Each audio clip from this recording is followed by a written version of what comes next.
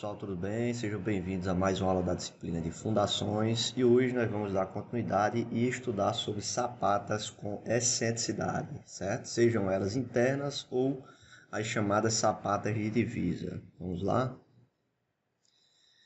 Então, quando que ocorre esse tipo de fundação? Pessoal, até o momento a gente tem estudado fundações centradas, ou seja, a resultante do carregamento da carga dos pilares, né, seja ela associada ou seja uma sapata isolada para um pilar, a resultante até o momento ele sempre coincidia com o centro de gravidade da sapata, certo? Nesse tipo de fundação com excentricidade que a gente vai começar a estudar hoje, a resultante desse carregamento ele não se encontra no centro de gravidade da sapata, certo? Então, devido a isso, surge uma excentricidade, tranquilo? Então, essa excentricidade ela pode ser do tipo construtiva e pode ser do tipo, digamos assim, de projeto, quando a gente tem atuação de momentos fletores e forças horizontais, certo? Já já a gente volta aí para entender um pouco mais sobre isso. Então, quando é comum encontrar essas sapatas de divisa, né? Então, quando a gente tem um terreno dessa forma aqui, esse primeiro, ou seja, a gente tem uma divisa, uma periferia, né, onde a obra ela se encontra, né, digamos assim, internamente aqui no terreno, e existe um certo espaçamento, né, entre a divisa e o começo, né, a periferia da obra. Né. Então, nesse caso, é possível estar fazendo, né, pelo menos, digamos assim, a priori, é possível fazer sapatas isoladas ou sapatas associadas, certo? Então, normalmente, não vai existir excentricidade construtiva nesse caso aqui, tranquilo? Nessa situação, né, a gente já tem a obra encostada no terreno da divisa, certo? Essa linha aqui é a marcação do terreno da divisa, tranquilo? E o que acontece? Na divisa a gente não pode invadir o terreno do vizinho, né? A gente não pode construir nenhum elemento, nada que invada o terreno do vizinho. Tudo que for preciso fazer para a obra tem que ser feito dentro do terreno, tá certo? Então, nesse caso, né, como é comum o pessoal querer aproveitar bem o espaço, aí coloca pilares aqui, né, em regiões de divisa, ou seja, naquela região ali colada com parede ou colada na divisa com o vizinho, né? Então, nesse tipo de situação, a gente não consegue fazer uma sapata isolada, porque teria um trecho dessa sapata, né, que ela estaria entrando para dentro do terreno. Então, nesse caso, nós somos obrigados a fazer uma fundação excêntrica, ou seja, uma fundação de divisa. Tá bom? Então, nesse caso de divisa, a gente, como eu falei já desde a aula passada, a gente tem três soluções, certo?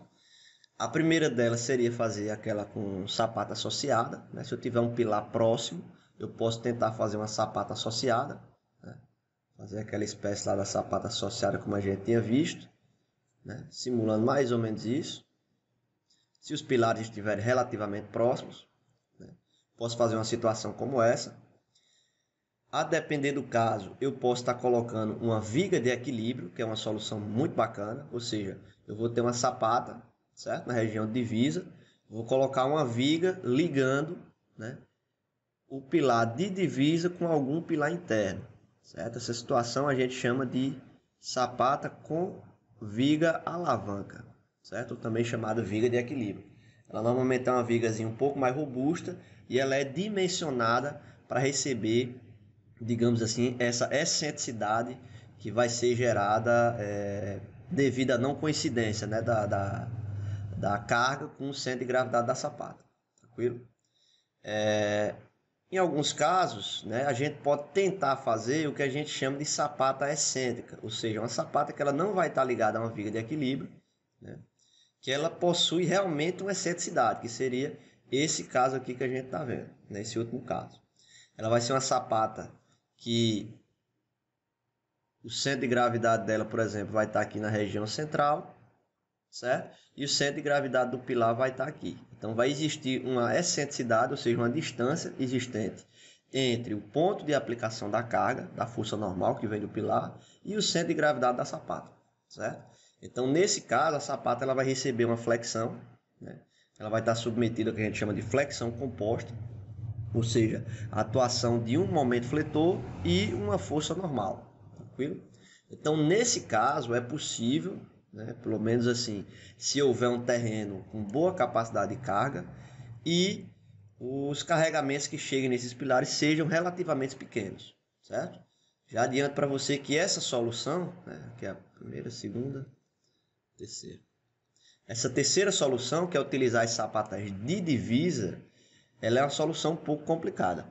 A gente vai ver depois que, na maioria dos casos, fica inviável fazer esse tipo de fundação. Somente em casos de pequenos carregamentos e terreno com boa capacidade de carga que a gente vai conseguir viabilizar ela, tá certo? Então, hoje nós vamos estudar as sapatas com excentricidade que cobre essas sapatas de divisa, tranquilo? Então, a metodologia que eu vou apresentar hoje, ela serve para qualquer tipo de fundação, né? Fundação superficial, que esteja submetida a alguma excentricidade, certo? Seja ela divisa ou seja um pilar interno que está submetido a algum momento fletor ou força horizontal. Então, aqui só algumas figuras para ilustrar. O processo executivo é exatamente o mesmo das sapatas convencionais, né? E como a gente percebe aqui, ó, esse aqui é um exemplo de uma sapata de divisa. A gente tem um pilar aqui, certo? Esse pilar aqui está na região de divisa e temos a sapata, né? Então, possivelmente, o centro de gravidade dessa sapata vai estar mais ou menos por aqui, certo? E o centro de gravidade do pilar vai estar alguma coisa aqui interna, né? Aqui no interior dessa caixaria. Então, vai existir essa excentricidade aqui, ó, essa distância entre o centro de gravidade da sapata e o centro de carga do pilar. Isso é o que a gente chama de excentricidade construtiva, porque ela advém da questão de execução da sapata. Ela não vem digamos assim, de um momento fletor atuante. Certo? Então, normalmente, vocês só vão ver esse tipo de fundação para pequenas obras, certo? A gente não consegue projetar uma edificação grande com sapatas desse tipo, certo? Novamente, elas são viáveis para pequenos carregamentos e tensões admissíveis relativamente, digamos assim, satisfatórias, certo? Algumas situações não vai ser possível projetar esse tipo de fundação, tranquilo? Aqui mais uma foto. A gente tem elementos aqui internos e temos fundações de divisa aqui, ó. E essa fundação de divisa, pessoal, ela pode receber uma excentricidade em uma direção, como pode receber em duas direções também. Vocês estão vendo aqui, ó, esse elemento de fundação, ele possui duas excentricidades. Ou seja, ele é um pilar que está dessa forma aqui, ó. Então, a sapata, certo? Meu pilar está aqui na quina, certo? Então, nesse caso aqui, como o centro de gravidade da sapata vai estar aqui no meio, eu vou ter duas excentricidades. Eu tenho uma excentricidade em Y e vou ter uma excentricidade em X. Certo? Esse caso aqui é o que a gente chama de flexão oblíqua, né? O caso anterior, quando eu tenho só uma excentricidade, né? Tem meu pilar aqui, o CG da sapata está aqui, certo? Quando eu tenho essa situação, eu tenho uma flexão composta reta, né? Ou seja, momento em apenas uma direção. Quando eu tenho uma situação como essa, eu vou ter uma flexão composta oblíqua, né? Porque o momento fletor resultante ele vai ser gerado aí nas duas direções. Nesse caso é um pouquinho mais complicado, né? E é possível de ser feito também, com alguns cuidados que a gente vai estar vendo, certo, pessoal? Então, em uma obra, né, a depender dos casos, como vocês estão vendo aqui nessa figura, nessa projeção aí tridimensional, a gente pode estar adotando diversas soluções sapatas, né? Algumas a gente pode adotar fundações isoladas, em alguns casos podemos adotar fundações associadas, né? Em outras podemos adotar sapata com viga de equilíbrio, né? Em outras situações a gente pode estar acabando adotando sapata excêntrica mesmo, certo? Então, assim, na realidade a gente tem que sair calculando e verificando o que é que sai mais em conta, né? Além dessas sapatas de divisa, a gente tem também certos tipos de estrutura que vão ter uma carga horizontal e momentos fletores atuantes que podem ser bastante significativos, né? Então, por exemplo, nós temos alguns tipos de estruturas que a carga variável, né, ela se sobrepõe à carga permanente. Lembra lá da nossa primeira aula? A carga variável é aquilo que vai estar atuando de forma variável ao longo da vida útil dessa estrutura. A carga permanente é como o próprio nome já diz, é uma carga que está ali, não vai mudar, né? Exemplo de uma carga permanente é o peso próprio da estrutura, né? Então, por exemplo, nós temos 3 tipos de estruturas aí que representam bem isso, né? Então, por exemplo, esse primeiro caso aqui, essa primeira foto, é uma sapata que está servindo de fundação, né? Vai servir de fundação para uma torre daquelas eólicas, né? Então, o que acontece? Como ela é uma estrutura relativamente esbelta, alta, né? Muito alta e fina, então essa estrutura ela vai estar submetida a ações horizontais devido ao vento muito significativas, né? Então, além da carga horizontal que vai chegar aqui nessa estrutura devido ao peso próprio dessa torre eólica, né? Vai chegar também um momento fletor gigante aqui devido a essas cargas de vento, né? Devido a essa ação do vento. Então, quando a gente tem estrutura, quando esse momento fletor ele é muito maior do que o peso próprio, a gente tem uma tendência de ocorrer um levantamento desse sapato, um tombamento da sapata, que pode ser perigoso. Então, nos casos usuais de edificações, né, obras de prédio, por exemplo, o que acontece é que esse peso próprio ele é muito maior do que o momento fletor, né, pelo menos na maioria dos casos. Então, o efeito da flexão nas sapatas é, digamos assim, que mínimo, né? A gente vai fazer um cálculo, possivelmente tem que aumentar um pouco ali a área da base devido ao momento fletor, mas é mais tranquilo, né?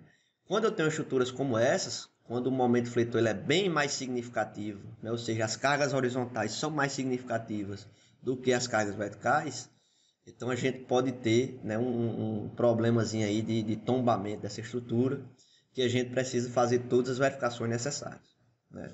Mesmo caso aqui de uma estrutura de um reservatório, né? Vai ter um peso próprio aqui chegando nesses pilares, certo? E devido à ação do vento atuando nessas estruturas, né, vai tender a causar um giro, né? Um giro aqui, né? E essa tendência de giro vai passar como momento fletor para esses pilares. Então, cada pilarzinho desse aqui do reservatório é como se ele estivesse recebendo uma parcela dessa carga devido ao vento, né? Vai chegar também não só o momento fletor, mas também vai chegar uma forçazinha horizontal aqui, ó, que a gente vai ver que ela vai acabar se passando como um momento fletor também para a fundação. Tranquilo? E esses exemplos de estruturas, né, de propaganda, esses totens de posto de combustível, que o peso próprio dela é muito insignificante, né, comparado a essa força horizontal que ela está absorvendo aqui, essa área, essa grande área aqui, né, que vai receber uma parcela de vento, né, e vai gerar um momento fletor aqui bem significativo em relação ao peso próprio.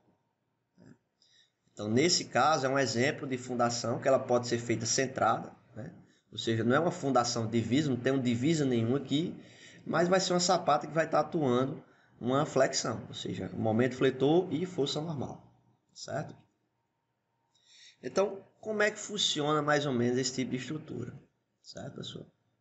Então, vamos lá. Então, por exemplo, em uma sapata de divisa, o que é que eu tenho acontecendo? Então, normalmente eu vou ter o meu pilar, certo? O pilar vai estar chegando aqui na divisa. Vou ter aqui uma região aqui que representa a divisa do terreno, né? Certo? E eu vou precisar fazer uma sapata excêntrica, né? Estou desenhando ela dessa forma, pessoal, mas ela poderia também ser naquela forma de tronco de cone, né? Normalmente é mais interessante fazer ela assim, de forma cúbica, né? Totalmente quadrada, por questões de peso próprio, né? Nesse caso aqui, o peso próprio da sapata, ela pode ser favorável para a gente, né? Já já a gente vai entender o porquê. Então, o que acontece? Nesse caso, né, supondo que eu tenha simplesmente força vertical aqui do pilar, né? Então, como essa fundação, o centro de gravidade dela, ela sendo quadrada, né, o centro de gravidade dela possivelmente vai estar aqui no meio, né, chamando aqui de B. O centro de gravidade, ela sendo retangular, vai estar em B sobre 2. Né, B sobre 2. B sendo a base da sapata, né? E aqui a gente vai chamar de B0, que é a largura do pilar, certo? Então, devido a essa distância que existe entre o centro de gravidade e o local de aplicação da carga, a gente vai ter uma excentricidade construtiva.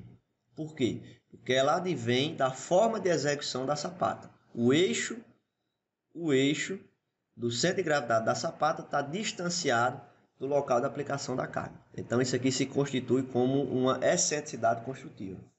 Então o que acontece aqui na realidade, pessoal, é que existe uma tendência desse elemento de fundação ele levantar. Então é como se ele tendesse a fazer isso daqui, ó.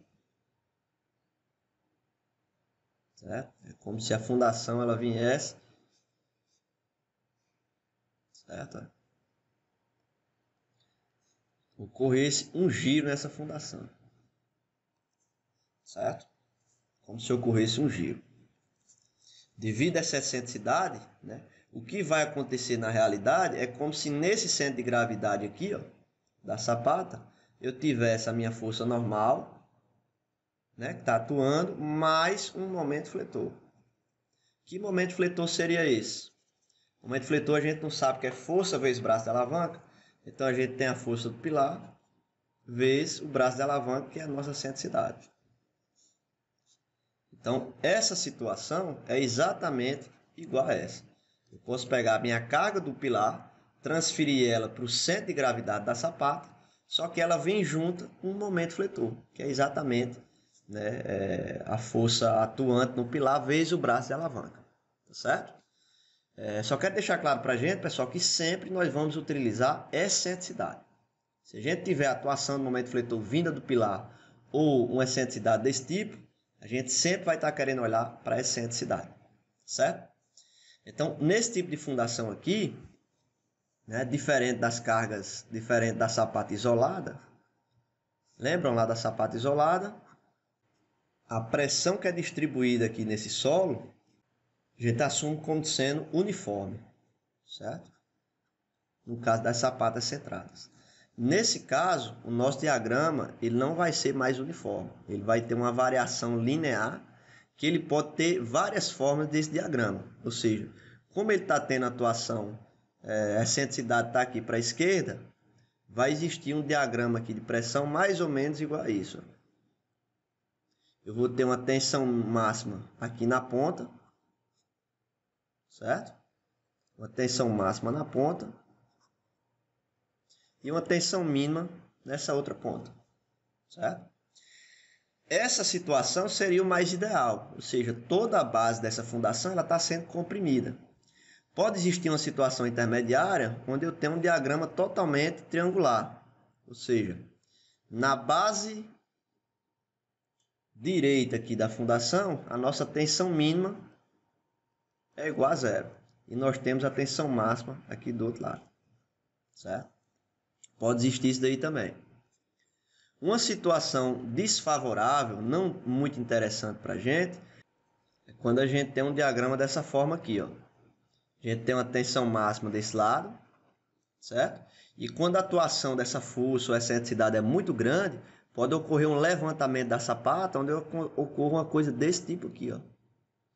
Onde eu vou ter compressão em um certo trecho, certo? Que eu vou chamar aqui de A0, e tração em outro trecho, né? E eu nem preciso dizer a vocês, né, que seria tensão mínima, que seria de tração. Eu nem preciso dizer a vocês que o solo não resiste à tração, certo? Então, todo carregamento que for transferido de forma direta para o solo, ele tem que ser de forma compressão, tem que ser uma compressão, certo? Então, o que acontece na realidade quando a gente tem uma situação como essa, é que esse trecho aqui do diagrama, ele é desconsiderado. Então, o que vai acontecer na realidade é que esse diagrama aqui ele é aumentado, né? E a nossa tensão máxima ela sobe um pouquinho, né? Porque efetivamente é como se somente uma parte aqui da base, olhando aqui em planta, né? Se ela tivesse a tendência de girar, né? De levantar um pouco a base, é como se somente uma parte dessa fundação tivesse em contato com o solo, né? Essa outra região aqui estaria livre, né? Descolada do solo. Essa é uma situação não muito interessante, deve ser evitada ao máximo esse tipo de situação. A gente deve buscar trabalhar sempre em algumas desses dois situações aqui, ou seja, com a base totalmente comprimida, certo? E a norma, a NBR 6122, ela permite que haja uma certa tração aqui na base, né, com alguns critérios. Né? Eu vou falar para vocês aí ao longo da aula, tá bom? E a depender disso daqui, tudo vai girar em torno do ponto de aplicação da carga. Então, se vocês lembrarem lá da resistência dos materiais, quando a gente tem uma seção retangular ou quadrada, né, existe uma propriedade dessa seção que a gente chama de núcleo central de inércia. Né? O que é esse núcleo central de inércia? É uma região central aqui nessa seção transversal que em qualquer ponto que eu posicionar uma carga, né, atuante aqui dentro desse núcleo, ele garante que todas as pressões que vão estar distribuídas na sapata vão ser de compressão. Ou seja, se eu colocar, né, se a resultante do meu carregamento estiver aqui dentro do núcleo central, deixa eu colocar aqui outra cor. Se eu tiver resultante do carregamento aqui dentro do núcleo central de inércia, eu vou ter uma situação como essa. Ou seja, eu vou ter uma fundação totalmente comprimida, eu vou ter uma parte com a tensão mínima, que vai ser diferente de zero, e vou ter outra parte que vai ter uma tensão máxima, que também vai ser diferente de zero. Certo? Se eu colocar essa carga exatamente no limite do núcleo central, ou seja, na ponta dele, certo? Eu vou ter uma situação como essa. Ou seja, eu vou ter uma tensão máxima do lado da sapata e a tensão mínima do outro lado vai ser nula, porque eu coloquei exatamente no limite do núcleo central. Certo? Isso aqui chama de núcleo central de inércia. Isso é uma propriedade da seção transversal que a gente aprende a calcular lá em resistência aos materiais. Tá bom? Se eu colocar essa carga, ou seja, a atuação dessa força fora do núcleo central de inércia, aí eu vou ter uma situação como essa. Ou seja, vai estar ocorrendo tração em uma certa região e compressão em outra região. Tá bom? Para alguns casos é possível, ou seja, quando essa tensão de tração ela ocorre somente em um pequeno trecho da sapata, né? Só para esclarecer para vocês, tem aí nos próximos slides, mas a norma ela pede que pelo menos 67%, né, dessa área total da sapata ela esteja comprimida. Certo? Então, se eu tiver menos que 67% comprimida, essa área da base, a norma ela impede, ou seja, ela proíbe que você dimensione essa sapata. Tá bom? Embora traga essa liberdade, né, de a gente ter até, digamos assim, tem em torno de 33% de tração, né, da área da sapata estar tracionada, mas de toda forma a gente tenta não chegar nessa situação. Né? Como eu falei, a gente tenta sempre estar trabalhando nesses dois primeiros casos, ou seja, a sapata estando totalmente comprimida. Tranquilo? Quando eu tenho uma fundação interna, certo? Eu posso ter a minha sapatazinha aqui, posso ter a minha sapata aqui, eu posso ter a atuação da minha força, né, que vem do pilar, posso ter a atuação do momento fletor, que também vem do pilar, né, aí é devido ao cálculo estrutural, não tem nada a ver com excentricidade construtiva, né, esse momento fletor vem do cálculo estrutural, certo? Da mesma forma que vem essa força. E também pode vir do cálculo estrutural uma força horizontal aqui, ó. Né? Isso aqui é muito comum, né, em edificações, em pontes, em estruturas de contenção. Isso aqui é bastante comum a gente ter a atuação dessas forças aí, né? Força vertical, força horizontal e momento fletor, certo? Nesse caso, a gente não tem uma excentricidade construtiva. O que a gente tem é uma excentricidade de projeto devido à atuação dessas cargas. Ou seja, como eu falei para vocês, o que a gente vai trabalhar são forças verticais e excentricidade. A gente não vai utilizar momento fletor e força horizontal diretamente no dimensionamento. Ou seja, quando a gente pegar uma situação como essa, a gente vai estar interessado em saber qual é a excentricidade de projeto. Né?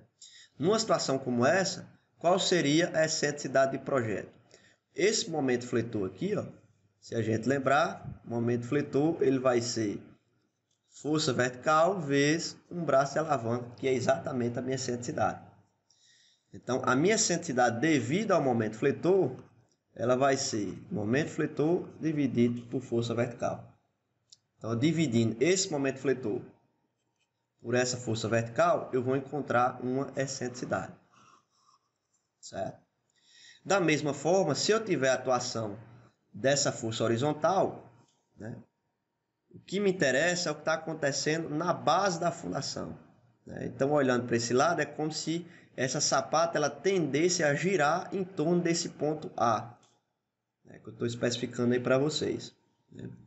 Então, em relação a esse ponto A, a minha sapata ela tem uma altura, certo? Que a gente já aprendeu a calcular, exatamente a mesma ideia das sapatas isoladas, vai ter uma altura aqui, que a atuação dessa força horizontal e esse braço de alavanca, que é exatamente a minha altura, vai gerar um momento fletor, né? Devido à força horizontal. Ou seja, vai ser força horizontal vezes esse H. Vai dar um momento fletor aqui na base dessa sapata, ou seja, nesse ponto A, tá certo? E da mesma forma, eu posso transformar esse momento fletor numa excentricidade, certo? Mesma coisa, né? Excentricidade seria força horizontal vezes H dividido pela força vertical, certo? Então, nos finalmente, a excentricidade total, considerando momento fletor e força horizontal, seria isso daqui, a excentricidade total de projeto seria momento fletor, certo? Dividido pela força vertical, mais ou menos, né? Esse mais ou menos, pessoal, porque vai depender da atuação dessas cargas, né? Se eu tiver o momento fletor girando aqui nesse sentido, que está girando no sentido horário, e a força horizontal aqui da esquerda para a direita, eu vou estar somando os dois. Se porventura essa força vertical, essa força horizontal, ela tivesse em sentido contrário, eu estaria diminuindo. É como se uma tivesse diminuindo a ação da outra, né? A força horizontal estivesse diminuindo a ação do momento fletor, certo? Então a gente pode colocar isso mais ou menos aqui para ficar um caso geral. Ou seja, ficaria força horizontal vezes H dividido por força vertical. Tranquilo? Então, na realidade, a nossa excentricidade total seria isso daí. Certo, pessoal? Então, só para a gente entender a forma de tratamento dessas estruturas. Certo? Só uma ressalva, como eu falei para vocês, a gente não vai se ater muito à parte de dimensionamento estrutural das fundações, mas é preciso levar em conta que esse momento fletor que vai estar atuando na sapata, ele também precisa ser levado em conta, né? Lembram que antigamente, lá quando a gente tem a sapata isolada, a gente tem aquele método das bielas e tirantes, né, que vai se formar bielas aqui, e a gente vai calcular uma armadura, né, que é o nosso tirante aqui, para fazer o equilíbrio da fundação. Certo? No caso aqui da atuação desse momento fletor, a gente tem que se ligar que vai haver uma armadura, certo? Vou desenhar aqui para vocês. Vai haver uma armadura aqui de ligação, que ela precisa estar dimensionada para resistir a esse momento fletor que vai existir nessa ligação. Certo? Então, normalmente esse cálculo é feito pelo calculista, certo? E nesse caso, quando esse momento fletor ele vem do projeto estrutural, o calculista já tem noção que vai acontecer nesse momento fletor aqui na base, né, justamente aqui na ligação do pilar com a sapata, e ele vai precisar colocar uma armadurazinha a mais. Isso aí, normalmente, o calculista já vai estar ciente. Quando é preciso fazer uma fundação de divisa como essa, né, algumas vezes só vem essa carga vertical e a gente precisa informar o calculista, né, precisa passar para ele bem explicadinho, que vai ter que ter uma armadura adicional aqui, ó, para vencer esse momento fletor resultante, certo? Esse momento fletor que vai ser gerado devido à excentricidade, né, esse momento fletor que a gente calculou aqui, ó, ele vai gerar, né, ele vai estar atuando aqui exatamente nessa ligação aqui, ó, certo? E tem que ter uma armadura extra, que ela normalmente ela fica dessa forma aqui, ó, na forma de um L, né? Ela serve para vencer esse momento fletor que vai estar atuando, certo? Normalmente é um momento fletor considerável e na maioria das vezes vai precisar aumentar bastante essa armadura aí no colarinho da sapata, ou seja, nessa ligação aí pilar e sapata, tá certo? Então fiquem bem cientes aí que isso daí precisa ter uma armadurazinha adicional que precisa ser calculada, tá certo? Então o dimensionamento dessas fundações é relativamente simples, né? Ela consiste, né, o trabalho maior é encontrar essas excentricidades, a gente vai obter as excentricidades, né, que vão ser em função da área da fundação. Então, na maioria das vezes, o que a gente vai fazer é sair chutando valores, literalmente, né, chutando valores e verificando quais são as tensões na base da fundação. O procedimento é mais ou menos esse. Ou seja, a gente começa calculando a área da sapata, considerando somente a carga vertical, né? Então eu tenho a atuação de um NK, que é a minha carga vertical característica, né? Eu multiplico por um fator de ponderação aqui, ó, que eu estou chamando de 1.4. Esse 1.4, pessoal, ele vai ser, digamos assim, 10%. Né? Seria como se eu estivesse majorando em 40% a minha carga do pilar. Né? Por quê? 10% é devido ao peso próprio da sapata, né? Que seria aquele mesmo 10% que a gente já vem usando desde sempre, mais uns 30% devido ao acréscimo. Porque se a gente calcular a sapata só devido à carga horizontal, quando a gente for fazer a verificação das tensões, normalmente é necessário aumentar um pouco essa base, né? Devido ao efeito da excentricidade. Então, para já considerar aqui, para a gente já ter um chute, digamos assim, mais certeiro, eu costumo adotar pelo menos mais 30% de acréscimo. Ou seja, juntando tudo, eu pego a carga vertical do pilar, multiplico por 1.4, fica em torno aí de 40% de acréscimo, né? Que essa área da fundação vai ser um valor ali, né, mais próximo do necessário, e possa ser que algumas vezes a gente tenha que voltar no cálculo e sair aumentando essa área da fundação para poder atingir os critérios mínimos. Quais são esses critérios mínimos? Né? A norma ela especifica pelo menos dois detalhes aqui, dois critérios que precisam ser seguidos de forma bem criteriosa. Ou seja, eu preciso que pelo menos 2/3 da base esteja comprimida, né? Ou seja, 67% da base tem que estar totalmente comprimida, certo?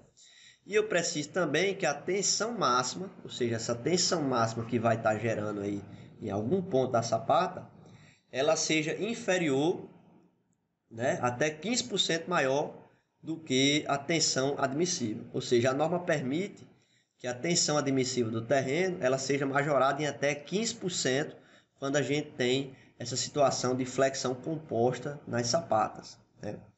Tem apenas uma pequena ressalva que eu vou mostrar nos slides para vocês, que esse 15% só pode ser aplicado quando essa força vertical aqui, ó, ela advém de uma combinação de cálculo onde as forças de vento são a variável principal, né? É o que acontece na maioria dos casos, né? A ação variável do vento é a ação variável principal, né? Então, quando isso acontece, a norma ela permite que a gente extrapole um pouco essa tensão admissível em até 15%. Em certas situações, eu tenho um slide aí que eu tenho um recorte da norma, em algumas situações ela permite até 30% de acréscimo, certo? Tranquilo? Por que isso? Basicamente porque a norma entende que essa força do vento ela não vai estar acontecendo com seu valor máximo, com sua intensidade máxima, durante toda a vida útil da estrutura, né? Então, para tentar compensar isso, como normalmente essa força do vento vai gerar um acréscimo bem significativo, então a norma ela permite que a gente dê uma folgazinha ali na tensão admissível do terreno de até 15%, em alguns casos de até 30%, certo? Então a gente primeiro calcula a área da sapata, certo? E se for um pilar retangular, a gente vai fazer o cálculo das dimensões exatamente igual a gente fez para o caso da sapata isolada. Usar aquele valor de B, onde tem aquela raiz, a gente calcula o valor para que as abas da sapata fiquem iguais. Se for um pilar quadrado, a sapata já fica quadrado, eu tiro a raiz dessa área e eu já encontro o valor da largura e comprimento da sapata, né, que vão ser iguais. Tranquilo? Se eu tiver uma sapata de divisa, aí vai ficar um pouco mais complicado, porque eu vou precisar estar assumindo diferentes valores, né, para poder testar e verificar se essas duas condições aqui estão sendo atendidas. Tá bom? Como eu falei, né, em algumas situações o cálculo pode se tornar impossível, principalmente no caso das sapatas de divisa, porque a excentricidade normalmente é um pouco mais significativa, a excentricidade é grande, né? Então, como a excentricidade normalmente é significativa, qualquer carguinha, né, qualquer carga de 10, 20 toneladas ali que esteja chegando naquele pilar, vai gerar um momento fletor gigante, né, que normalmente torna inviável o cálculo dessa sapata de divisa, né, normalmente. Em algumas situações como essa, a gente pode fazer algumas coisas, né? Como, por exemplo, aumentar o embutimento da sapata e considerar o peso próprio do solo, aumentar a altura da sapata, né? Buscar aumentar o seu peso, né? E em alguns tipos de obras, né? Obras mais especiais, é possível assumir uma tensão máxima de até 30% maior que a admissível, como eu falei para vocês, né? Então, o que seria isso? O que seria isso? Certo, pessoal?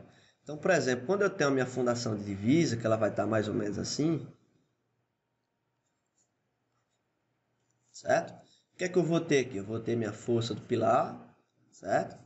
E vou ter a pressão que vai estar sendo distribuída aqui no solo. Vamos supor que vai ser algo mais ou menos desse tipo. A tensão mínima, tensão 1, tensão 2. Certo? Se vocês lembrarem da disciplina de teoria das estruturas, a gente tem um diagrama do corpo livre, né, que é aquele diagrama onde a gente representa todas as forças que vão estar atuando na estrutura. O que é que a gente teria aqui? A gente tem, chamando isso aqui de B0, né, que é a largura do pilar, e aqui B, que é a largura da sapata. Certo? Então, por exemplo, na base da sapata, como resultante, a gente tem essa carga distribuída, né, que é a nossa tensão.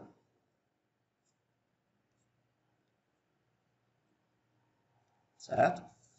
E temos a força vertical que está chegando do pilar, né, que ela vai estar distante aqui B0 sobre 2, né, vai estar atuando aqui no centro de gravidade desse pilar, tranquilo? E basicamente o que a gente tem é isso. A gente vai ter aqui o centro de gravidade da sapata, né, que devido a essa excentricidade que existe, vai ter um momento fletor. Né? É como se, por exemplo, nesse pontozinho aqui, vou chamar o ponto, sei lá, ponto I. É como se nesse ponto I estivesse chegando a força vertical, certo? E um momento fletor. Esse momento fletor vale F vezes R. Certo? Na realidade, o que está acontecendo é isso. Em algumas situações, pessoal, a gente pode considerar também o peso próprio dessa estrutura. Né? Lembra que a gente viu que tem um peso próprio aqui devido à sapata, que é o peso dela. Né? Lembra que o peso específico do concreto armado é de 2.000, né? Peso específico do concreto é de 2.500 quilos por metro cúbico. Então a gente pode usar esse peso específico do concreto a nosso favor.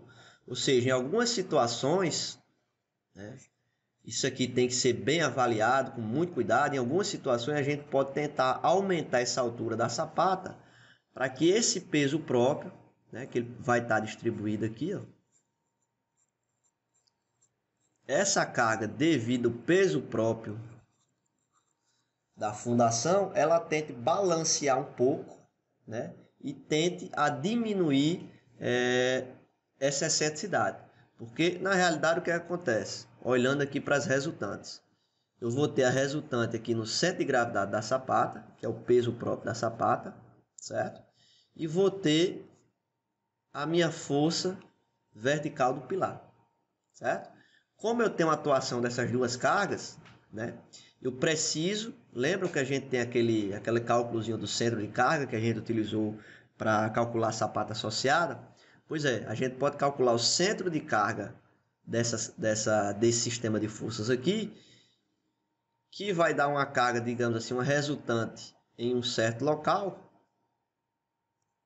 certo? Vai dar uma resultante que vai diminuir a excentricidade, certo?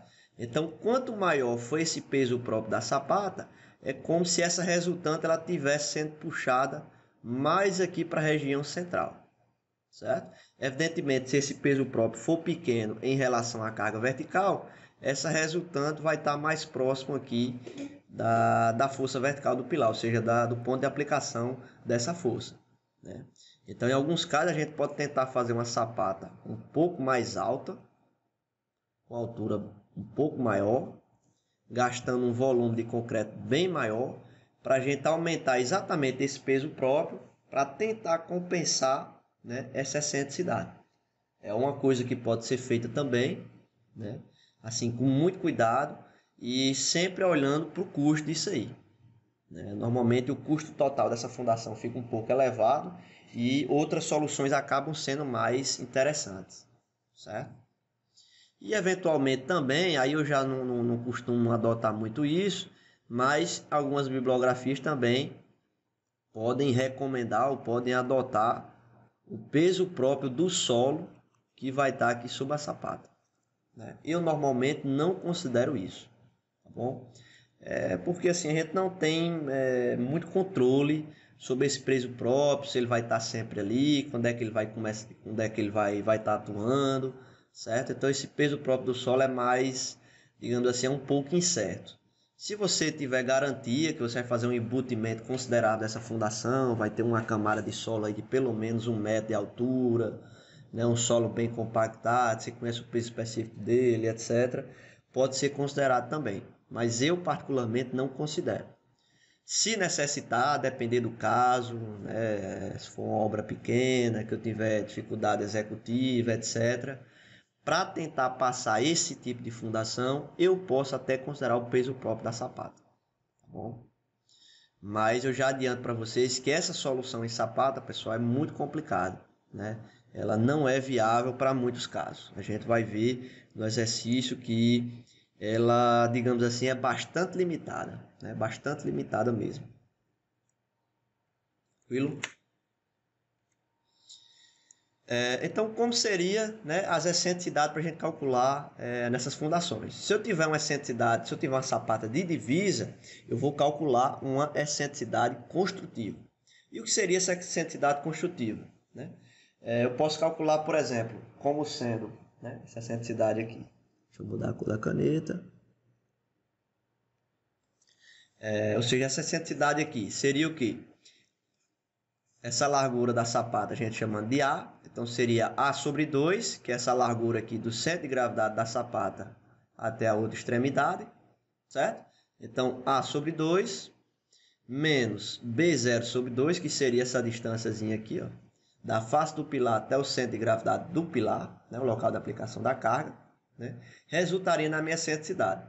Se eu tiver a atuação de um momento fletor também, né, atuando no mesmo sentido, pode acontecer, né? Seria uma situação extremamente, digamos assim, complicada, né? Eu tenho uma força normal e ainda um momento fletor numa sapata divisa, eu estaria somando essa excentricidade devido ao momento fletor também.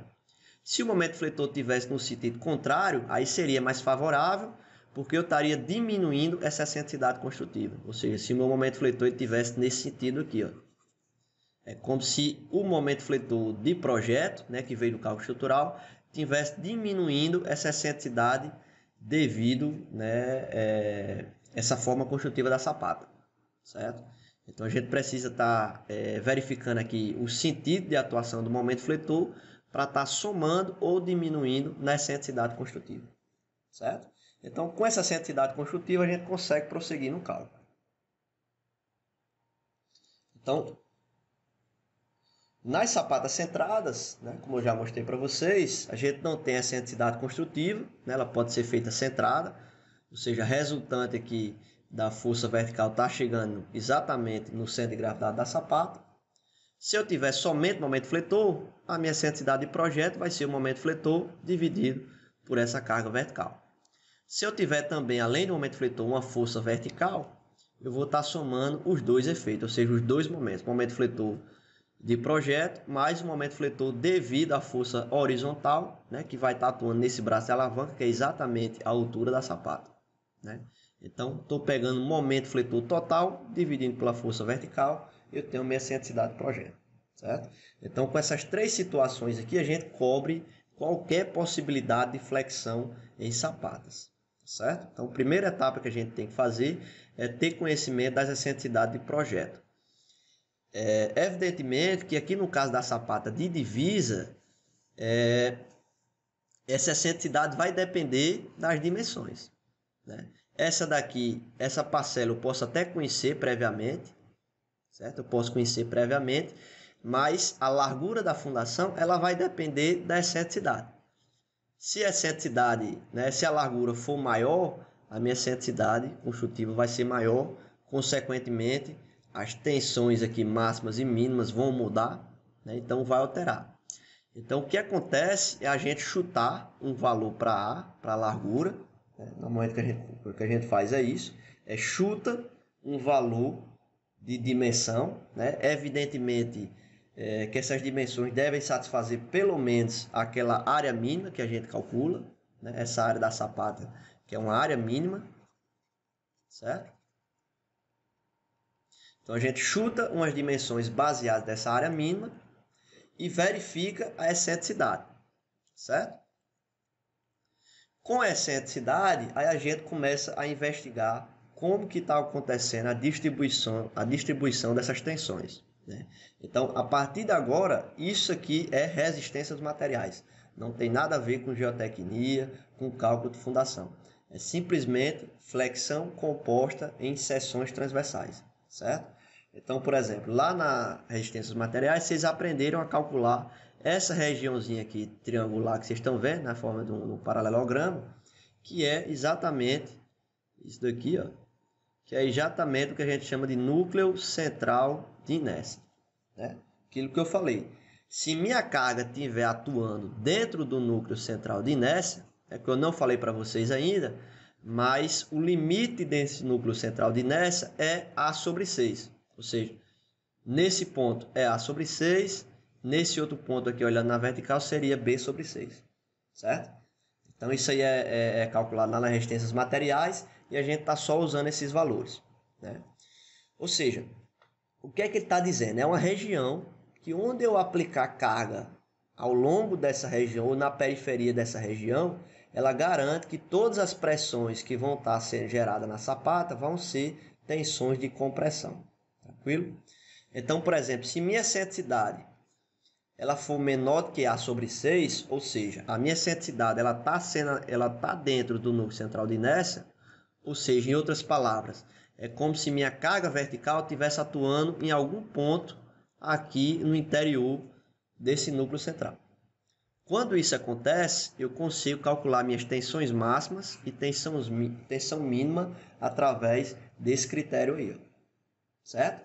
Esse primeiro aqui, pessoal, é a tensão máxima, esse aqui é a tensão mínima, certo? Desculpa, eu coloquei errado aí nas equações, certo? E de onde é que vem essa equação? Vem da equação clássica de resistência dos materiais da flexão composta, certo?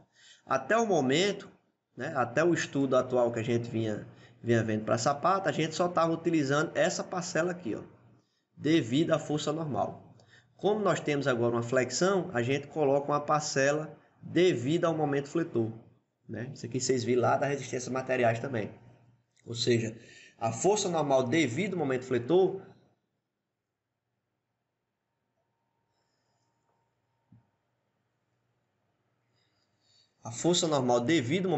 vai ser o momento fletor dividido pela inércia da seção transversal vezes y. Esse y vai ser a distância, a distância do centro de gravidade da sapata até a borda mais comprimida, certo?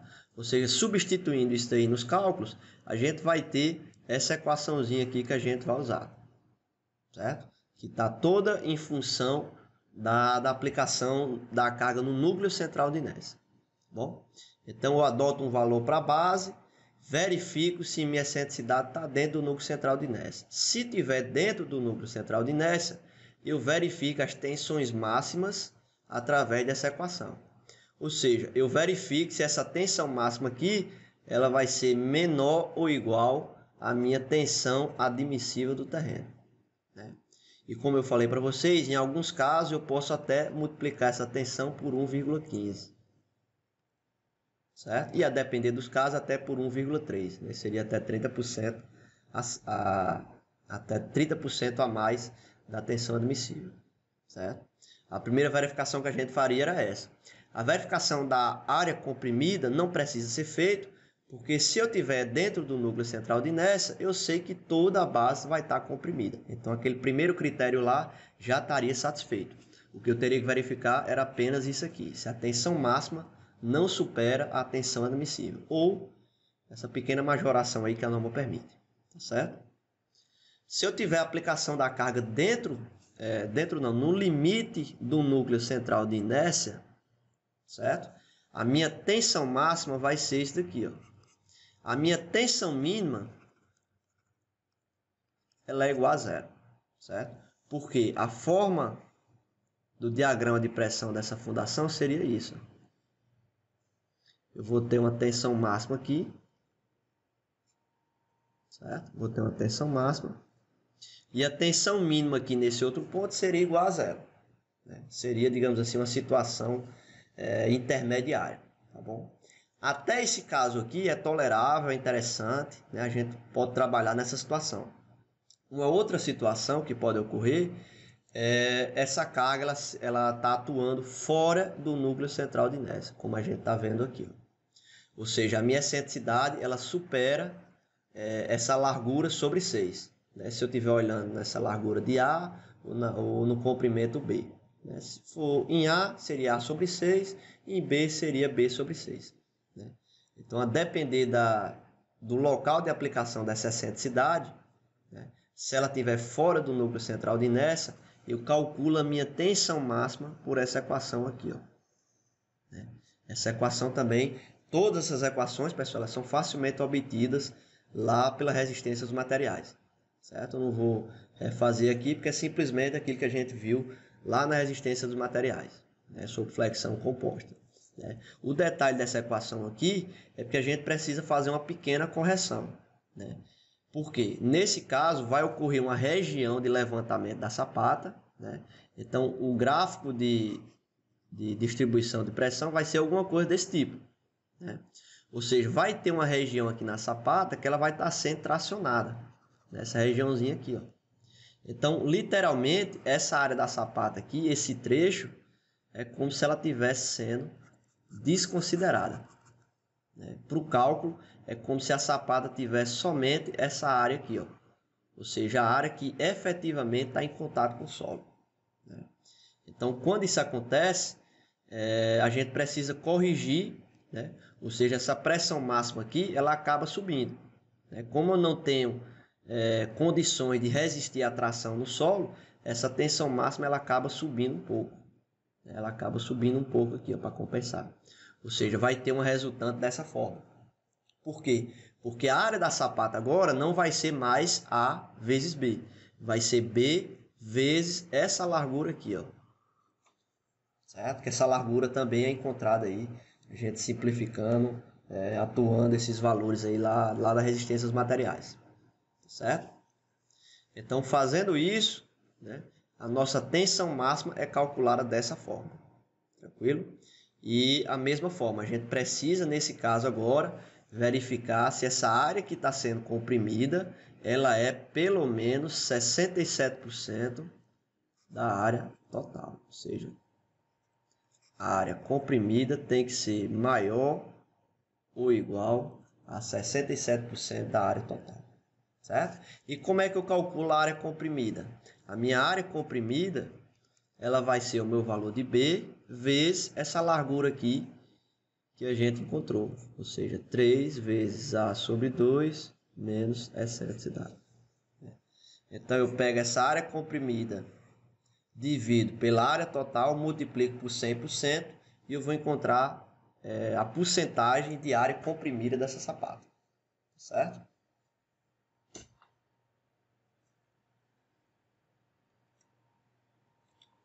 Essa situação até o momento que a gente está vendo, pessoal, são equações para simplesmente um momento fletor. Ou seja, eu tenho atuação de excentricidade em apenas um sentido, seja ele no sentido de x, ou seja, ao longo de A, ou seja, uma excentricidade ao longo de B, certo? É o que a gente chama de flexão composta reta, porque eu tenho apenas a atuação de um momento fletor em algum dos eixos principais, né? Ou seja, em x ou em y. Quando eu tenho a atuação de dois momentos fletores, né? Ou seja, a primeira situação a gente tinha isso aqui, ó, um momento fletor atuando em x ou um momento fletor atuando em y. Quando eu tenho os dois momentos fletores, ou seja, um momento fletor em x e um momento fletor em y, né, eu tenho o que a gente chama de flexão composta oblíqua, né? Por quê? Porque vai existir um momento fletor resultante aqui, ó, devido à atuação desses dois momentos, né? Eu vou ter um momento fletor resultante, né, que vai gerar uma flexão oblíqua, né?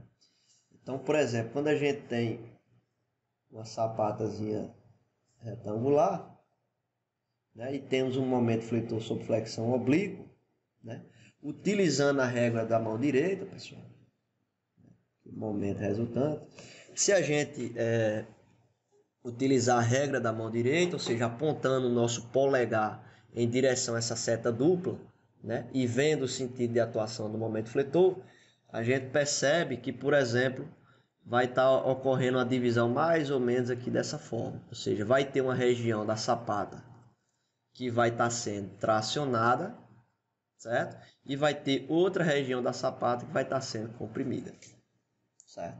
Então, o que vai acontecer é mais ou menos isso.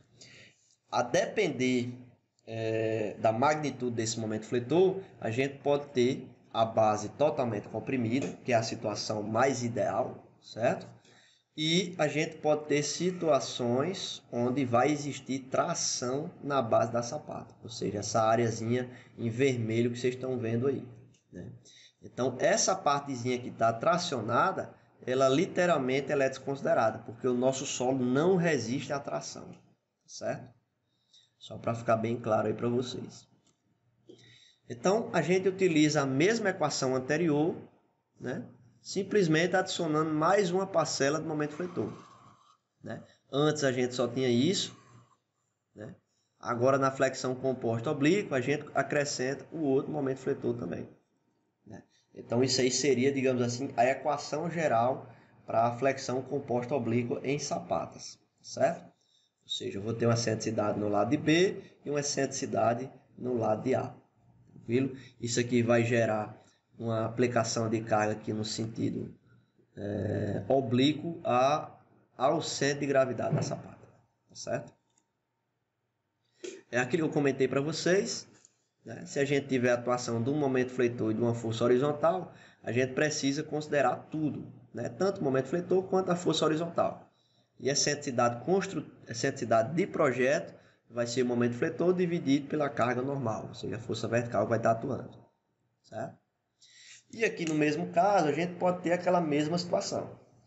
Se a minha carga resultante estiver atuando dentro desse núcleo central de inércia, né, que ele vai estar aqui mais ou menos assim, se ele estiver atuando dentro do núcleo central de inércia, eu posso utilizar essas equações aqui, ó, que são essas equações aqui, essa equação que a gente viu, substituo os valores aqui, né, considerando a excentricidade em A sobre B mais a excentricidade em B sobre B, tem que ser menor do que 1 sobre 6. Né? Quando eu tenho essa situação, eu posso calcular a tensão máxima e tensão mínima através dessas equações. Ou seja, normal, dimensão da base, 6 vezes a excentricidade em A dividido por A, mais 6 vezes a excentricidade em B dividido por B. Certo? Então, calcula as tensões máximas e mínimas por aí. E, nesse caso, a base está totalmente comprimida. Quando eu tenho uma situação que a carga está atuando fora do núcleo central de inércia, né? Ou seja, esse valor aqui da resultante ele é maior do que 1 sobre 6, então a gente começa a ter uma situação um pouco mais complicada. A gente tem uma flexão composta oblíqua, que vai estar ocorrendo tração na base da sapata. Então, nessa situação, o cálculo é um pouquinho mais complexo, né? E, na realidade, a gente faz um cálculo prático, né? Essa situação ela deve ser evitada ao máximo, né?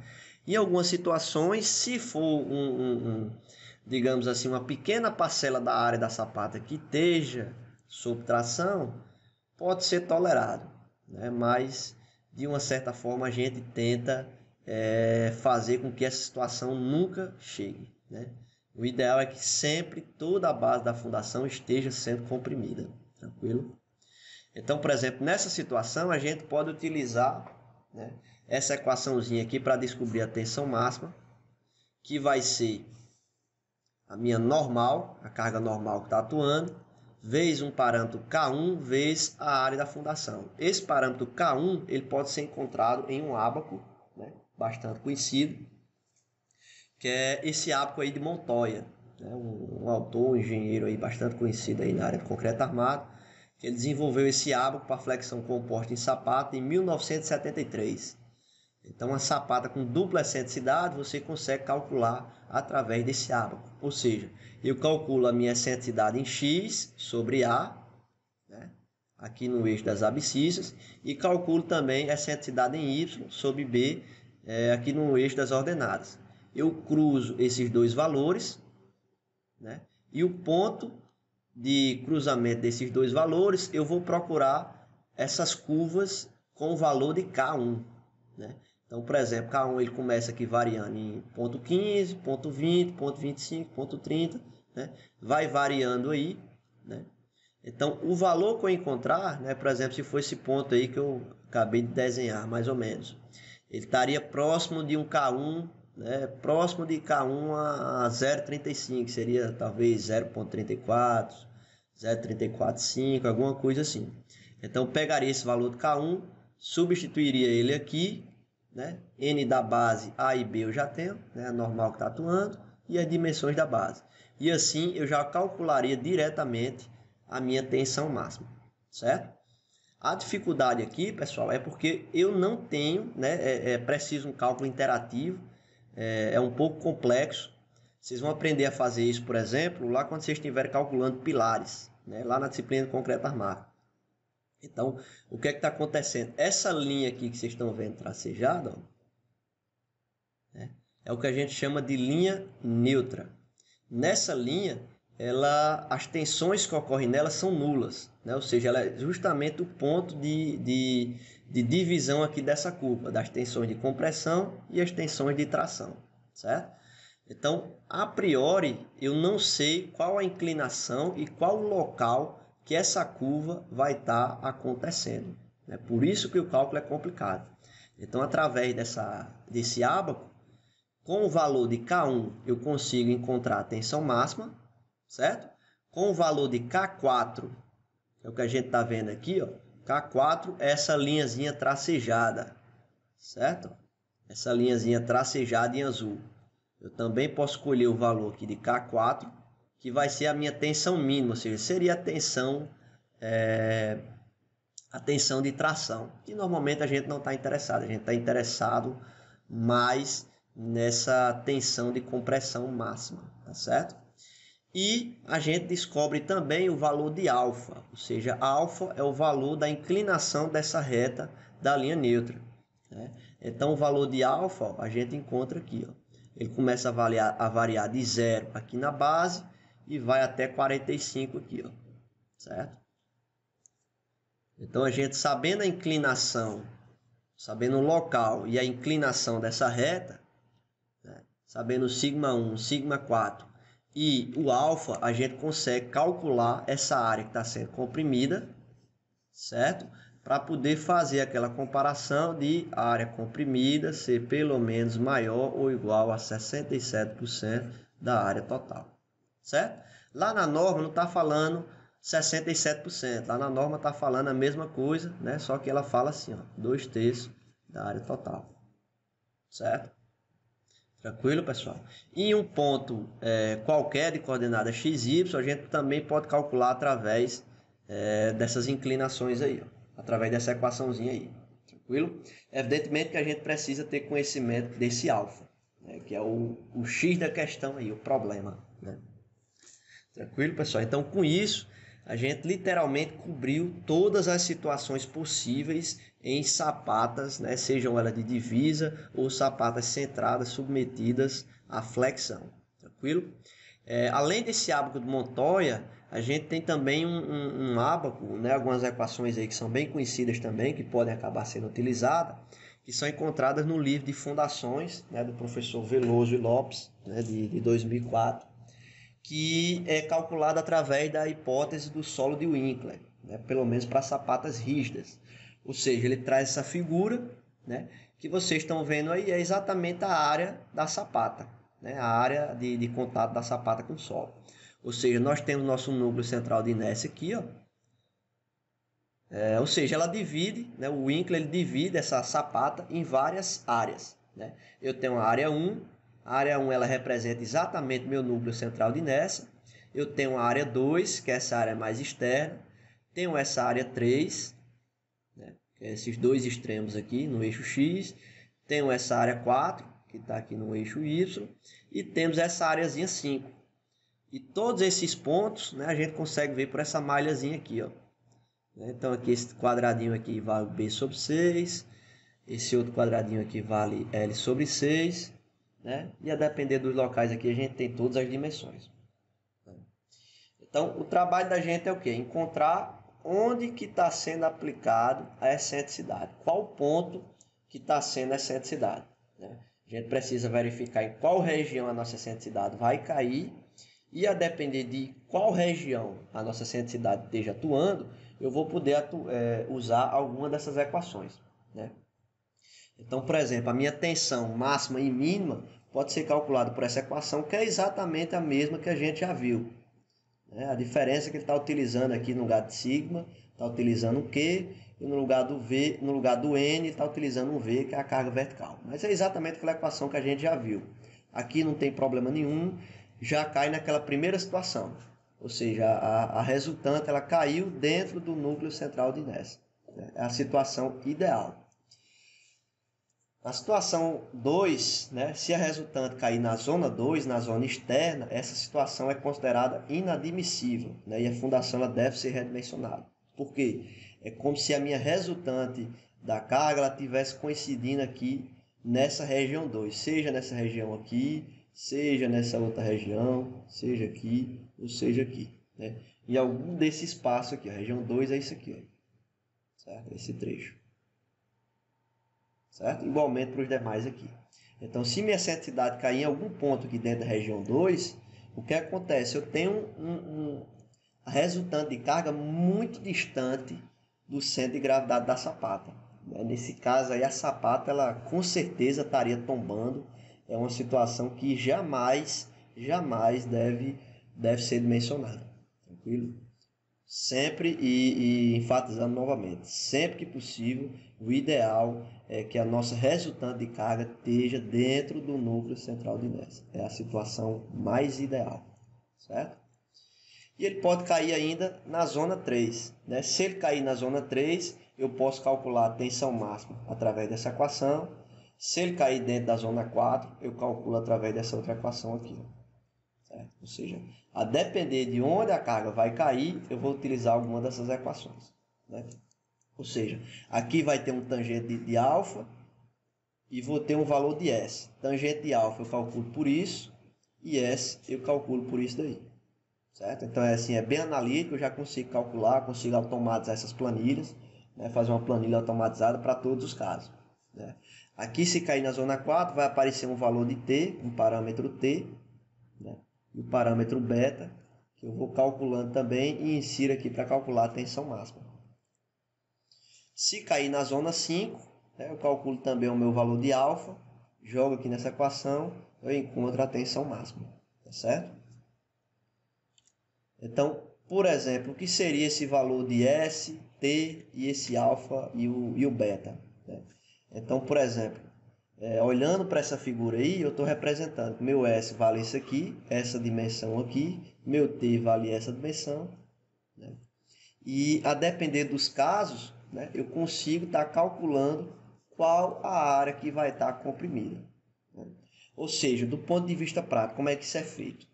eu posso colocar, o que eu oriento vocês é a desenhar essa área da sapata no AutoCAD ou no papel milimetrado, o ideal é AutoCAD, né, que tem fácil acesso hoje em dia. A gente desenha em AutoCAD, a gente desenha esses limites aqui dentro do AutoCAD também, e lá no AutoCAD a gente verifica em qual região a nossa carga caiu, certo? Então, verificou, a gente aplica essas equações, simplesmente substituir valores, né? Feito isso, a gente desenha esses valores em escala no AutoCAD. Ou seja, se eu tiver aqui, por exemplo, nessa situação 5, ela caiu na zona 5, né? Então, por exemplo, eu vou olhar aqui para a figura 7.6C, que é essa daqui, ó. Então, por exemplo, lá no AutoCAD eu vou desenhar a minha sapata, certo? Vou pegar a partir do ponto do centro de carga dela para a direita, eu vou locar o meu valor de T, que eu calculei por aquelas equações, e do centro da sapata para baixo eu vou calcular, né, vou plotar o meu valor de S. Vou ligar essas duas retas, né, e essa área aqui, que está interna na sapata, vai ser a minha área comprimida, né? Aí eu uso aquele comandozinho lá do AutoCAD, né, de área, calculo a área disso daqui e verifico se ela é pelo menos 2/3 da área total, certo? A depender do caso, eu posso utilizar tanto essa metodologia como a metodologia, né, do arco de Montoya. Consigo estar calculando da mesma forma aqui por qualquer dos lados, né? A diferença é que esse arco de Montoya, ele é, digamos assim, ele é clássico, né? Ele é muito utilizado aí de forma clássica para flexão composta. E esse daqui eu consigo automatizar numa planilha, né? Depender do caso, depender do trabalho que eu tiver, eu consigo automatizar isso aí numa planilha. Então pode ser mais simples a depender dos casos, tá certo? Então o cálculo da sapata excêntrica, né, sobre excentricidade, momento fletor atuante, é isso daí, tranquilo? O que precisa ser feito, além disso, né, é as verificações de estabilidade. Então a norma, ela pede, né, ela exige que sejam feitas verificações de estabilidade, ou seja, além dessas verificações das pressões, ou seja, das tensões que estão sendo distribuídas ao longo da sapata, ela também exige que a gente verifique se essa sapata, se esse elemento, ele não corre risco de sofrer um tombamento. Então, como que ocorre isso? Eu tenho que verificar o momento de tombamento e o momento que está estabilizando a sapata. Então, por exemplo, quando eu tenho uma situação como essa, momento fletor atuante no sentido anti-horário, né, e força horizontal nesse sentido. Então, a única forma dessa sapata tombar seria ela girar em torno desse ponto 1, né? Ou seja, ela tenderia a girar nesse sentido aqui, ó. Certo? Então, a gente pode fazer a somatória dos momentos nesse ponto, né? E a gente vê que o seguinte, o momento que está tendendo a tombar a sapata vai ser exatamente esse momento fletor que vem do cálculo, mais essa força horizontal vezes H, né? Ambas estão tendendo a girar a sapata nesse sentido, tá certo? E o que é que eu tenho tendendo a estabilizar a sapata, ou seja, no sentido contrário? No sentido contrário, olhando para cá, ó, eu vou ter a minha normal mais o peso próprio da sapata tentando girar no outro sentido, aqui no sentido horário agora, né? Ou seja, N mais P, que seria a normal mais o peso próprio da sapata, vezes A sobre 2, que é exatamente essa distância aqui, né, do centro de carga, tá certo? Então, eu tenho um momento tentando girar a sapata no sentido e tenho um momento tentando girar no outro sentido, certo? Eu calculo ambos, isso aqui eu tenho diretamente do exercício, eu tenho o meu momento total, força horizontal vezes H, se houver, né? E o momento estabilizador eu tenho também, né, depois que eu calculo a fundação completa. Então, calculei toda a fundação, ela passou naquelas verificações de tensão máxima, passou na verificação de área comprimida, certo? Aí eu vou verificar se está ocorrendo ou não tombamento. Essa verificação é feita calculando o momento de tombamento, calculando o momento de estabilização, eu divido os dois e eu preciso ter um fator de segurança mínimo de pelo menos 1,5, certo? Que normalmente, né, situações de sapatas de edificações, isso aí normalmente passa, né? Depois que a gente faz o cálculo, verifica as tensões máximas, etc. Isso aí normalmente passa, né? Mas deve ser verificado sempre que caso esse valor aí desse coeficiente de segurança seja inferior a 1,5, a gente precisa aumentar a área da sapata.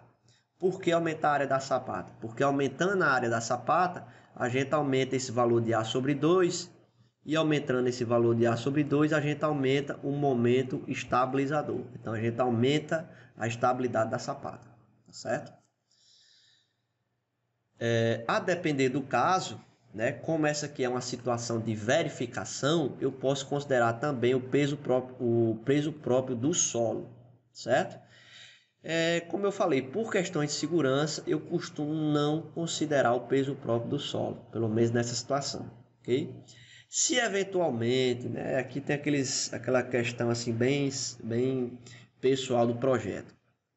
Se eu estiver calculando esse valor e encontrar, por exemplo, um valor ali bem próximo de 1,5, por exemplo, 1,4, 1,45, alguma coisa assim, eu posso tentar compensar isso aí considerando o peso do solo, né? Ou seja, quando eu tenho uma pequena variação, uma coisinha ali bem próxima de estar passando, né, desse 1,5, eu posso considerar o peso próprio do solo para ver se ele passa, né? Mas quando eu tenho uma diferença muito grande, ou seja, eu calculo isso aí, deu, por exemplo, 1,1 ou até menor do que 1, que é pior, né? Aí não vale a pena considerar o peso próprio do solo, não, certo? Aí eu aumento o peso próprio da sapata, que não é muito legal, ou eu aumento a área dessa sapata, certo? Então, é uma situação aí que precisa ser estudada. Da mesma forma que a sapata ela pode tombar, ela também pode sofrer um deslizamento. Ou seja, essa força horizontal aqui ela pode ser tão grande que ela tende a deslizar a sapata.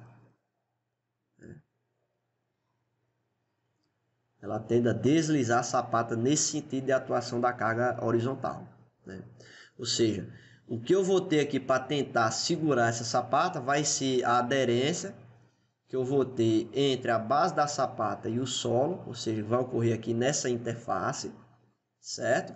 E eu posso ter também, né, o solo que vai estar aqui, né, em contato aqui com a lateral da sapata, que vai gerar um empuxo passivo, certo? Que pode ser considerado também a depender dos casos, né? Se esse carregamento horizontal for muito grande e eu tiver certeza que meu solo vai estar contido, foi tudo compactado certinho, eu posso contar com a carga de empuxo aqui contrária a esse carregamento externo, certo? Mas normalmente eu desconsidero, certo? Então, para o cálculo da estabilidade do deslizamento, o que é que eu vou ter? A minha força que está tendendo a deslizar é exatamente a minha força horizontal. A força que eu tenho resistindo a esse deslizamento, eu posso considerar duas formas. Eu posso considerar o atrito que existe entre a interface solo-concreto, ou seja, eu vou considerar a carga vertical total que está chegando, vezes a tangente desse ângulo aí, que vai ser relacionado, né, digamos assim, ao atrito que existe entre o concreto e o solo, tá bom?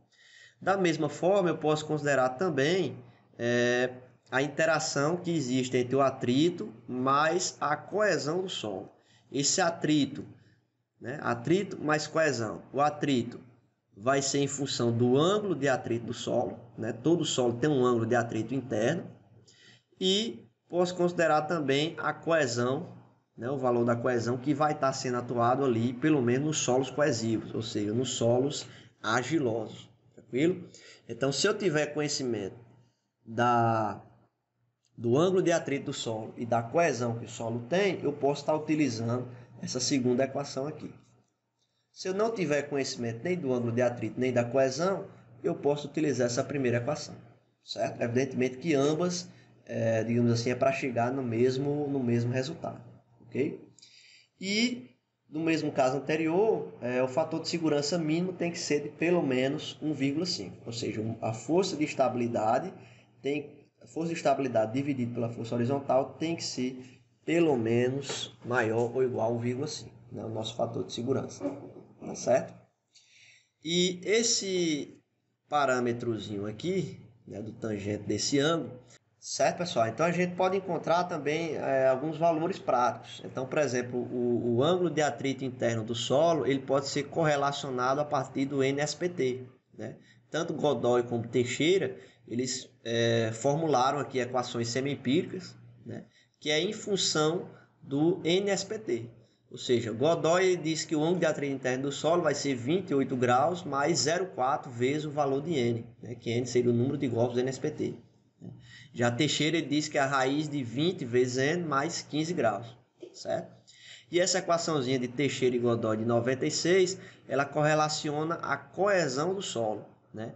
Evidentemente que essa coesão só deve ser considerada em solos argilosos, né?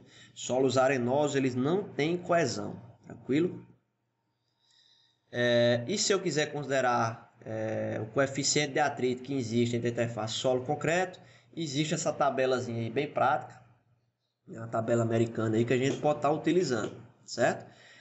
Só com a ressalva que esses valores que a gente está vendo aqui na tabela, ó, esses valores aqui, ele é o coeficiente de atrito total, certo? Ele não é o tangente, ele não é o valor desse ângulo, né? Então, por exemplo, o Mi seria esse valorzinho total aqui, ó. Tangente de φ seria igual ao coeficiente de atrito. Então, o coeficiente de atrito, por exemplo, entre o solo, né, por exemplo, entre uma areia fina, ou areia siltosa, né, ou argila fina, média, e o concreto, ele varia entre 0,35 a 0,45. Certo? Então, a gente pode substituir esse valor aí e encontrar a nossa força estabilizante. Tranquilo? Então, a gente faz essa verificação também. Em sapatas circulares, né, a mesma ideia, a gente tem um núcleo central de inércia, que esse núcleo central de inércia para seções circulares, ele vale R sobre 4. Né? Seria aqui, digamos, o limite desse núcleo central de inércia. Tranquilo? Se eu tiver uma carga atuante dentro do núcleo central de inércia dessa seção circular, eu calculo a minha tensão máxima através dessa equação. Se ela estiver fora do núcleo central de inércia, eu preciso calcular também através dessa equação, que ela vai ser em função de um parâmetro K. Esse parâmetro K eu posso encontrar através dessa tabelazinha aqui embaixo, né, que ele vai ser em função da relação E sobre R, ou seja, o raio do círculo sobre a excentricidade, certo? Então, por exemplo, se eu tiver uma relação da excentricidade sobre o raio do círculo sobre 30, né, então meu valor de K vai ser 2,20. Substituo aqui, eu encontro o valor da tensão máxima direto, certo? Existe uma verificaçãozinha que eu preciso fazer também em relação aos lados, né? Como sempre. Se eu tiver uma sapata com relação acima de 2, relação entre lados, né? Acima de 2, é interessante eu colocar uma viga de rigidez, né? Porque a sapata ela começa a ficar muito larga, muito comprida, e as distribuições do solo podem sair daquela forma uniforme, né? O que não é interessante para a gente. Então, para manter essas tensões uniformes no solo, se a relação for maior do que 2, eu preciso colocar uma viga de rigidez, certo? E de forma alguma, né, mesmo com viga de rigidez, a gente recomenda que sejam feitas, né, uma relação entre lados acima de 3. Né? Então, se eu tiver uma relação A sobre B de 2, mais ou menos, eu vou ter uma coisa mais ou menos desse tipo. Uma sapatazinha retangular com a relação A sobre B, né, maior do que 2. Se eu tiver uma relação maior do que 3, aí eu começo a ter uma sapata muito assim, ó, muito comprida, né? E o meu pilarzinho aqui, ó.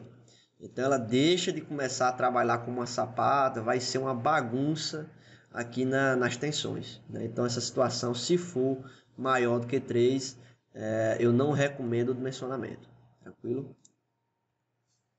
E aqui o que está especificado lá na Inberme 122, né? A respeito dessas cargas excêntricas, né? Então vocês podem acabar lendo esse item aí, né? Mas basicamente é o seguinte: lá no dimensionamento da fundação superficial, a área comprimida da base deve ser de no mínimo 2/3, né? Esse 2/3 é o que representa aí aproximadamente os 67%, né, da área total. Se eu estiver considerando as solicitações características, ou seja, se eu estiver usando o método dos valores admissíveis. Se eu estiver utilizando aquele outra filosofia de cálculo, ou seja, a filosofia dos valores de projeto, eu posso considerar até 50%. Evidentemente que isso aqui são equivalentes, né? A depender da filosofia de cálculo que eu estiver utilizando, eu verifico ou 2/3 da área total ou 50% da área total. Tranquilo? E o método dos valores admissíveis, né? Ele permite que tanto em sapatas, em cargas de estacas também, a tensão admissível ela possa ser majorada em até 15% quando as solicitações elas são obtidas, né, através de combinações de cargas, onde a ação do vento é a ação variável principal. Certo? Então isso aí tem que ser um dado que você precisa calcular o projetista da estrutura, né? Precisa perguntar se aquele valor, aquela carga que ele está informando para a gente, se ela é referente a uma ação onde o vento é a variável principal. Se for, a gente pode fazer essa consideração de majorar em até 15% a nossa tensão admissível. Tranquilo?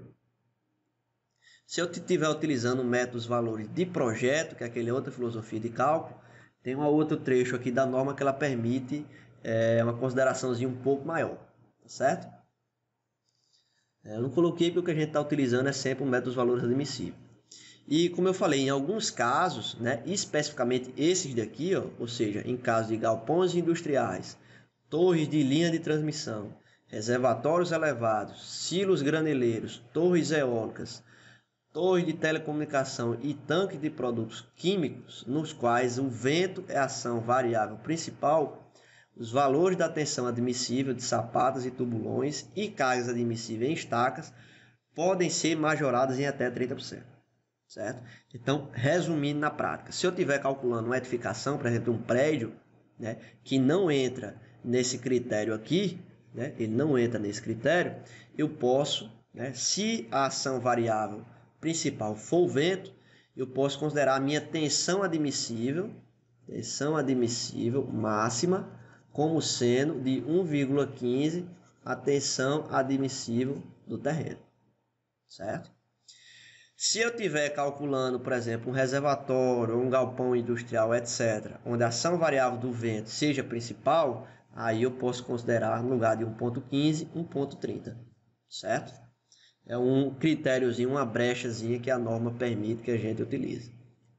Como eu falei, né, se a gente estiver utilizando a outra metodologia de cálculo, né, a metodologia dos valores de projeto, né, a gente pode majorar em até 10%, né, mas a gente não está utilizando esse método. A gente vai entrar nesse primeiro aqui porque a gente está utilizando o método dos valores admissíveis, né, onde a gente utiliza um fator de segurança global. E na norma também ela especifica, né, que para as cargas permanentes, né, desconsiderando as cargas variáveis, né, que está atuando sobre a sapata, a base dessa sapata deve estar inteiramente comprimida. Certo? Ou seja, se tiver de existir alguma pressão de tração na sapata, ela tem que ser advinda de alguma ação variável. Se porventura eu estiver considerando simplesmente a carga permanente, a área da sapata ela tem que estar totalmente comprimida. Certo? A norma não permite que a gente tenha tração na base da sapata se estivermos considerando somente as cargas permanentes. Tranquilo? Então, para eu verificar isso, eu posso fazer essa verificaçãozinha aqui, ó. Certo? Isso aqui me garante que se eu estiver considerando a carga de peso próprio, a base da minha fundação vai estar totalmente comprimida. Tranquilo? Aquilo que eu já falei para vocês. E a NBR 6122 de 1986, ela permitia, né, ela recomendava, na verdade, né, que para garantir a segurança contra o tombamento da sapata, na condição mais desfavorável, seja feita essa verificaçãozinha aqui, ó, certo? A norma atual, ela não traz mais essa especificação, né? Ela simplesmente indica que a área total comprimida da sapata tem que ser pelo menos 2/3 da área total, né? E a tensão máxima não deve vencer a tensão admissível, certo? Porém, eu acho interessante fazer essa verificaçãozinha também, né? Pelo menos no caso aí da flexão oblíqua, para garantir a segurança ao tombamento da sapata. É um cálculozinho bem simples, não gasta nem 2 minutos para a gente fazer. certo? Então, se esse valor aqui da excentricidade em A dividido para A ao quadrado, mais a excentricidade em B dividido para B ao quadrado for menor que 1 sobre 9, está garantida a segurança contra o tombamento, tá certo? O dimensionamento estrutural, que eu comentei para vocês, ele é semelhante ao que a gente fez para sapata isolada, certo? Vale ressaltar que esse dimensionamento que eu estou mostrando para vocês aí é relacionado à armadura da sapata, certo? Vai existir uma armadura de ligação, né? Se eu tiver uma sapata, vai ter essa armadura aqui de ligação, ó, aqui entre a interface pilar e sapata, que precisa estar dimensionada para resistir esse momento fletor. Ou seja, se eu tiver um momento fletor nesse sentido aí, o que vai acontecer é eu ter, utilizando a regra da mão direita, eu vou perceber que uma barra dessa daqui vai estar sendo tracionada e a outra barra vai estar sendo comprimida, certo? Então eu preciso considerar esses efeitos aí nessa armadura de ligação, tranquilo? O calculista precisa estar ciente disso daí. E eu vou ter uma armadura que eu vou colocar aqui na minha sapata, que é a armadura, né, específica da sapata, né? Então, para eu calcular ela, eu vou utilizar também um método das bielas e tirantes, com a diferença que a minha resultante de carga, né, vai ser devida agora a uma pressão trapezoidal, certo? Que eu posso calcular através dessa equação aqui, ó. Certo? Essa equação foi obtida no livro lá do professor José Milton, certo? Então, eu preciso calcular a minha resultante da pressão no solo, que é o que a gente está chamando de R1D. Eu preciso calcular o valor da locação dessa carga, ou seja, onde essa resultante está sendo posicionada, que é o que a gente está chamando de X1, tranquilo? E preciso calcular o valor de Z, que é o braço de alavanca, que a gente pode considerar como sendo 0,85 D. D é aquela altura útil que a gente já aprendeu a calcular, que é exatamente igual ao caso das sapatas isoladas. Tranquilo? Então a gente calculou R1D, X1 e Z, a gente consegue calcular a área de aço necessária, certo? Então, para a gente calcular esse R1D, a gente precisa encontrar a área de um trapézio. A gente sabe a área de um trapézio, vai ser exatamente o valor da resultante. Para eu calcular o X1, eu preciso saber qual o centro de gravidade de um trapézio, né? Eu trouxe aqui uma figurinha que a gente consegue encontrar o centro de gravidade de um trapézio através dessas equações aí. Tranquilo? Então, feito isso, a gente tem o valor da resultante, o valor da excentricidade, a gente consegue calcular o AS, né? Esse AS, ele vai ser o quê? Vai ser esse RSD, que é a resultante total, dividido por FYD, certo? Lembrem que quando eu tenho o valor de K, essa escriturazinha aqui em K, eu tenho um valor característico. Quando eu tenho o D, ele está dizendo que é um valor de cálculo. Então, esse RSD e esse FYD, eles têm uns coeficientes de segurança, certo? Então, esse R1D aqui, ó, essa resultante aqui, né, que eu vou obter através desse diagrama de pressão, né, eu vou calcular a minha carga característica, né? Lembra que a gente está colocando uma carga característica aqui. Quando eu calcular esse valor aqui da resultante, eu vou precisar calcular, né? Vou ter o seguinte, a minha R1D vai ser um gama C vezes R1K, certo? Quando eu estiver utilizando a minha carga característica, eu vou encontrar um diagrama de pressão distribuído, vou encontrar uma resultante que vai ser também característica. Para eu encontrar o R1D, eu preciso multiplicar por um fator de segurança. Esse fator de segurança está aqui embaixo, ó, ele vale no mínimo 1,4, certo? Então eu coloco 1,4 vezes R1K, substituo aqui na equação, e o meu FYD é a tensão de escoamento do aço de projeto, né, que é o valor de cálculo que tem o Dzinho, né? O FYK, pelo menos para o aço CA50, ele vale 500 MPa. A gente já utilizou ele algumas vezes, né? Que vale para o aço CA50. Tranquilo? Então, feito isso, a gente substitui na equação, a gente já tem a área de aço normal e o processo de dimensionamento, detalhamento é exatamente o mesmo das sapatas isoladas, certo? Com a diferença que a gente precisa fazer algumas verificações relacionadas a essa interface de ligação do pilar com a sapata. Tranquilo? Isso aí precisa ser feita com a ajuda do calculista da estrutura. Certo, pessoal? Então, a aula de hoje é isso. O exemplo eu vou ficar devendo para vocês, né? O tempo ficou um pouco corrido, acabei não conseguindo elaborar aquelas rotinas de cálculo. E eu vou estar terminando essa semana e vou lançar um videozinho com os nossos exercícios. Tranquilo, pessoal? Então, o dimensionamento de sapatas submetidas à flexão composta é isso aí, né? É mais ou menos uma espécie de uma verificação, certo? E se tiverem dúvidas, alguma coisa, deixem aí nos comentários. E até a nossa próxima aula. Tranquilo? Valeu!